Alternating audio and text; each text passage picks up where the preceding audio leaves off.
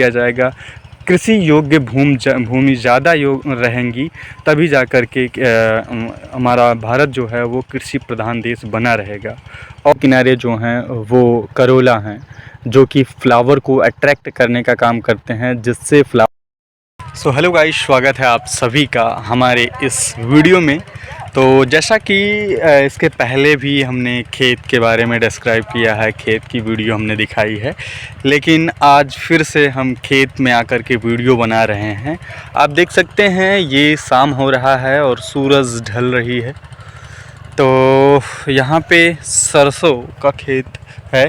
इसके पहले वाली वीडियो में हमने दिखाया था तो सरसों वगैरह जो हैं छोटी छोटी थी, तो उतना खूबसूरत नहीं लग रहा था, लेकिन अब देख सकते हैं आप सरसों कितना खूबसूरत है।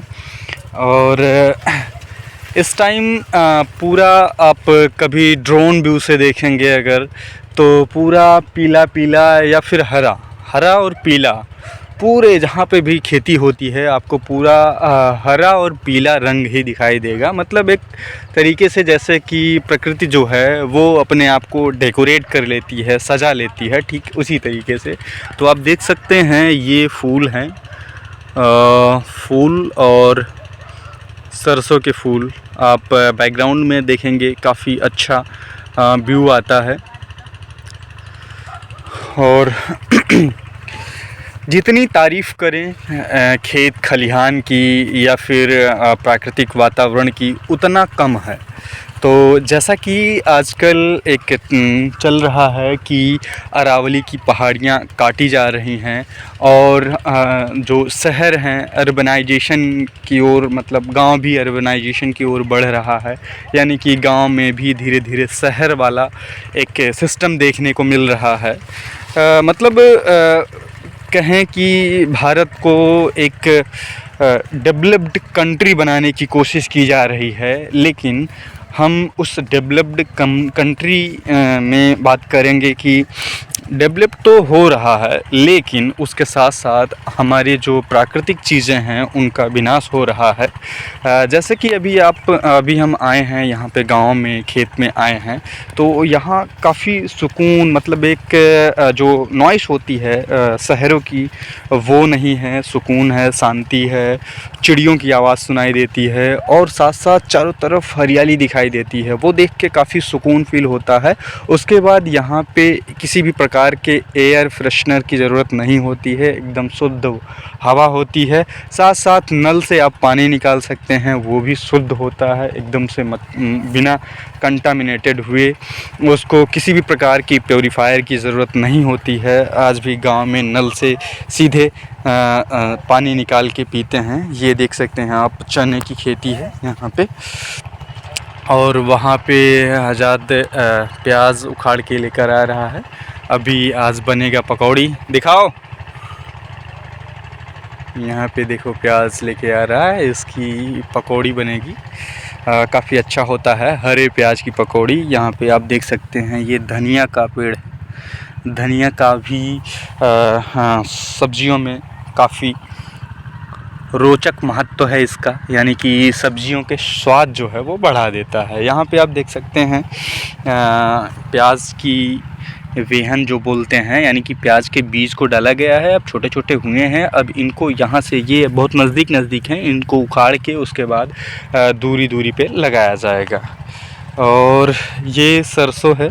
सरसों अगर आपको ज़्यादा एक्सप्लेन करें तो इसमें बॉटनी में हमने पढ़ा है, बॉटनी के अगर आप स्टूडेंट हैं होंगे तो ज़्यादा अच्छे से समझेंगे।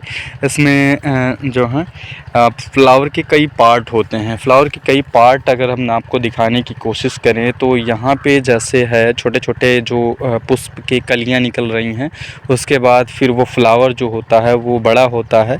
आप इसमें जो बाहर यहाँ पे किनारे किनारे पे देखेंगे तो हरी हरी कुछ पंखुड़ियाँ रहेंगी, उसके बाद ये पीला पीला पंखुड़ी है। अगर इस पीले पंखुड़ी को हम हटा देते हैं, इस पीले पंखुड़ी को हटाते हैं तो किनारे किनारे पे कुछ पीला पीला दिखाई दे रहा है आपको, डंठल की तरह, ऊपर से एक गांठ की तरह दिखाई दे रहा है। ये मेल रिप्रोडक्टिव पार्ट होता है आपके फ्लावर का। फ्लावर का, किसी भी फ्लावर का, हर फ्लावर में मेल और फीमेल पाए जाते हैं, हर पौधे में मेल फीमेल पाए जाते हैं। तो ये फ्लावर का मेल पार्ट है। ऊपर जा कर के एंथर है, एंथर जिसमें पोलन ग्रेन होता है, पोलन ग्रेन होता है। और वही पोलन ग्रेन जा कर के इसके आगे वाले पार्ट पे, इसके टिप पे गिरता है, किसी दूसरे पौधे का या फिर किसी दूसरे फ्लावर का भी, या फिर इसी का उड़ करके इस पे गिरता है कीट पतंगों के माध्यम से। तब जा कर के इसमें जा कर के ओवा से फर्टिलाइज़ करता है, फर्टिलाइजेशन होता है। और जब फर्टिलाइजेशन की प्रक्रिया हो जाती है तो कुछ इस तरह के फल बनने लगते हैं, इस तरह के फल बनने लगते हैं और ये धीरे धीरे डेवलप करते हैं। और इसके अंदर बीज यानी कि फ्रूट्स का निर्माण होता है। और इसके बीज जो होते हैं वो फिर बाद में इसकी पेराई करके सरसों के रूप में, सरसों के तेल के रूप में प्राप्त होता है। तो ये हमने फूल के बारे में बताया आपको, एक फूल का एग्जांपल बताया। ठीक इसी तरीके से कोई भी अगर प्लांट लेंगे, सब में यही सारे स्ट्रक्चर्स पाए जाते हैं। कैलिक्स, करोला, एंड्रूशियम, गाइनोशियम, जिसको मतलब बीच में ये जो है इसमें मेल और female, stigma, style, ovary, female वाले पार्ट को बोलते हैं। स्टिग्मा ऊपर होता है, फिर बीच में स्टाइल, फिर ओवरी होता है। तो ये फीमेल वाला पार्ट होता है। बगल बगल जो एंथर होता है वो मेल वाला पार्ट होता है। फर्टिलाइज़ करके फर्टिलाइज होते हैं, तब उनमें ग्रोथ होती है और कुछ इस तरह से फल बन जाते हैं और इन्हीं फल से हमें चीज़ें मिलती हैं। तो ठीक इसी तरीके से सब में होता है। और यहाँ पे चना अभी देख रहे हैं, चने में भी सेम यही प्रक्रिया होगी। मटर में देखेंगे तो मटर में भी सेम यही प्रक्रिया होगी। लहसुन वगैरह इनकी जो हैं वो जड़ें जो होती हैं वो ली जाती हैं, खाई जाती हैं। और आपको धनिया के फ्लावर में भी यही सारी चीज़ें देखने को मिल जाएंगी। यानी कि फर्टिलाइजेशन की प्रक्रिया सेम होती है सब में। कोई पौधा होता है जो एक लिंगी होता है, मतलब इसमें फ्लावर अलग अलग होते हैं। फ्लावर में कोई एक लिंगी फ्लावर होता है, कोई द्विलिंगी फ्लावर होते हैं किसी में। जैसे आप कद्दू वगैरह में देखेंगे तो उसमें फ्लावर तो एक ही पौधे में पाए जाएंगे, दोनों प्रकार के, लेकिन उसमें कुछ मेल फ्लावर होते हैं, कुछ फीमेल फ्लावर होते हैं। आपको हम मटर के पौधे में भी दिखा देते हैं जो मेल और फीमेल पार्ट होते हैं। ये है आलू का सारा पेड़ है और आलू के पेड़ हैं, इन्हीं के बीच में ये मटर के भी पेड़ हैं।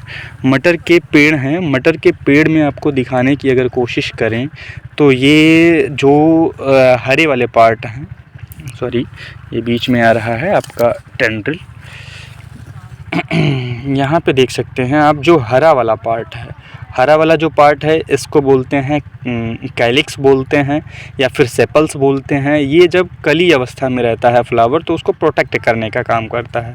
उसके बाद ये जो कलरफुल पार्ट है, यानी कि इसमें सफ़ेद है, सरसों में पीला होता है, ये करोला कहलाता है। और इसमें पूरी तरीके से बंद होता है जो मेल और फीमेल रिप्रोडक्टिव पार्ट होता है। तो इसको हम अगर खोलेंगे तो इसमें देखने की कोशिश करेंगे तो ये इसके अंदर देखना पड़ेगा हमें। हम देखने की कोशिश करते हैं। अभी हम इसको फाड़ते हैं। इसके अंदर अब आपको देखने को मिलेगा, फाड़ दिए। अब इसके अंदर पतले पतले जो देखने को मिल रहे हैं आपको, पतले पतले किनारे किनारे धागे जो निकले हैं, ये एंथर हैं, यानी कि मेल रिप्रोडक्टिव पार्ट हैं। जो बीच में पीला वाला भाग दिख रहा है आपको, पीला वाला भाग जो दिख रहा है ये फीमेल रिप्रोडक्टिव पार्ट है। नीचे जा कर के ओवा होंगे और यही जो पतले पतले धागे हैं इसमें ऊपर टिप पे जो पोलन ग्रेन पाया जाता है वो आकर के इसी स्टिग्मा पे गिरता है और फिर अंदर जा कर के अंदर अवशोषित हो जाता है। फिर अंदर जा कर के ओवा से फर्टिलाइज करता है, फर्टिलाइज करके तब जाके फ्रूट बनाता है और पूरी मटर बनती है।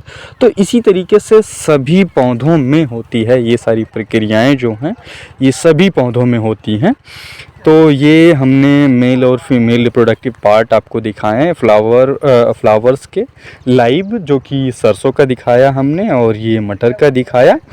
तो ऐसे ही सारी सारी चीज़ों में फर्टिलाइजेशन ऐसे होता है। ये आप देख सकते हैं फ्रूट्स लग चुके हैं, ये फ्रूट्स लग चुके हैं, लेकिन ऊपर की तरफ जो फ्लावर हैं, फ्लावर में आपको देखने को मिलेगा स्टिग्मा, स्टाइल, ओवरी, जो मेल रिप्रोडक्टिव पार्ट और फीमेल रिप्रोडक्टिव पार्ट, ये सारे देखने को मिलेंगे।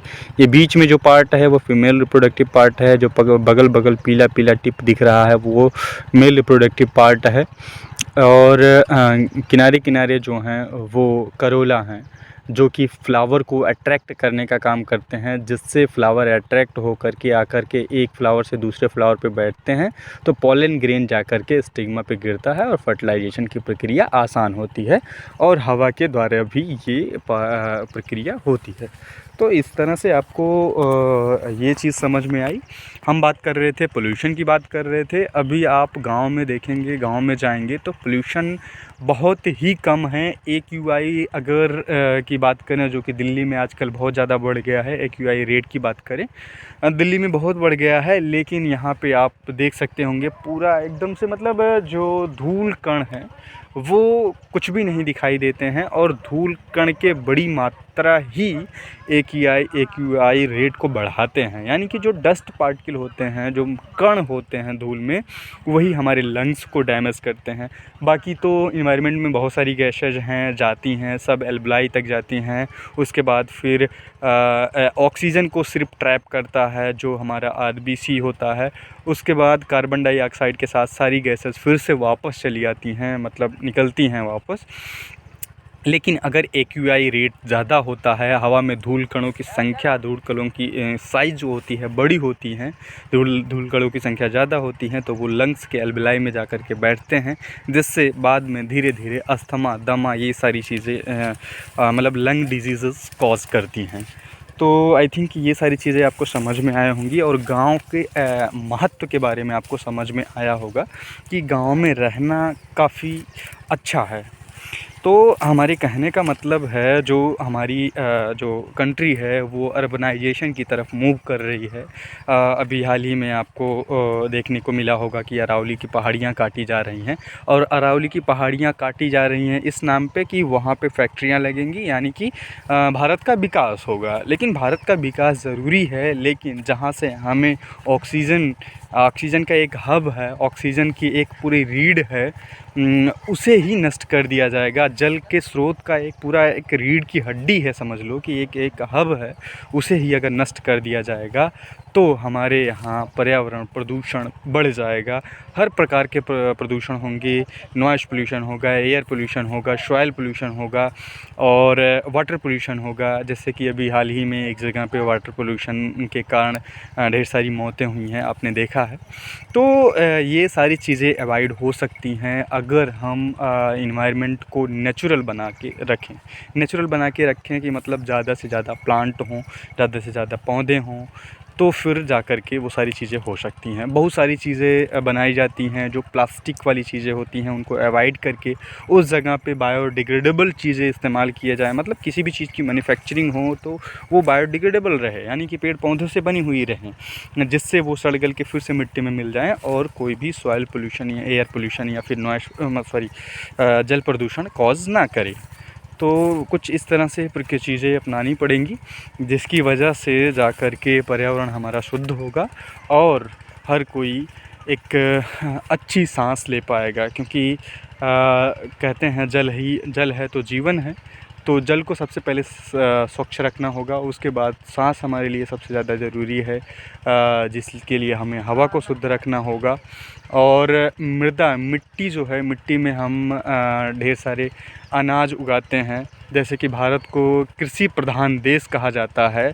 हमारा भारत कृषि प्रधान देश तभी रहेगा जब इंडस्ट्रियलाइजेशन को कम किया जाएगा, पेड़ की कटाई को कम किया जाएगा, कृषि योग्य भूमि ज़्यादा रहेंगी, तभी जा कर के हमारा भारत जो है वो कृषि प्रधान देश बना रहेगा।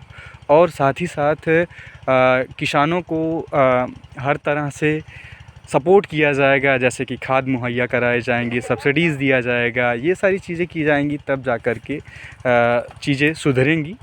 तो बस इसी के साथ हम इस वीडियो को ख़त्म करते हैं, और आई थिंक आपको समझ में आया होगा कि एक्चुअली गांव का, खेत का महत्व क्या है। गांव में रहने वाले लोग कितना सुख शांति से हैं। अर्बनाइजेशन के बात करें, मॉडर्न की तरफ मूव करने की बात करें, तो हम बायोडिग्रेडेबल चीज़ों के साथ भी मॉडर्न की तरफ मूव कर सकते हैं। जैसे एक एग्ज़ाम्पल में आजकल देखने को मिल रहा है कि लोग कुल्हड़ और मिट्टी के बने हुए बर्तन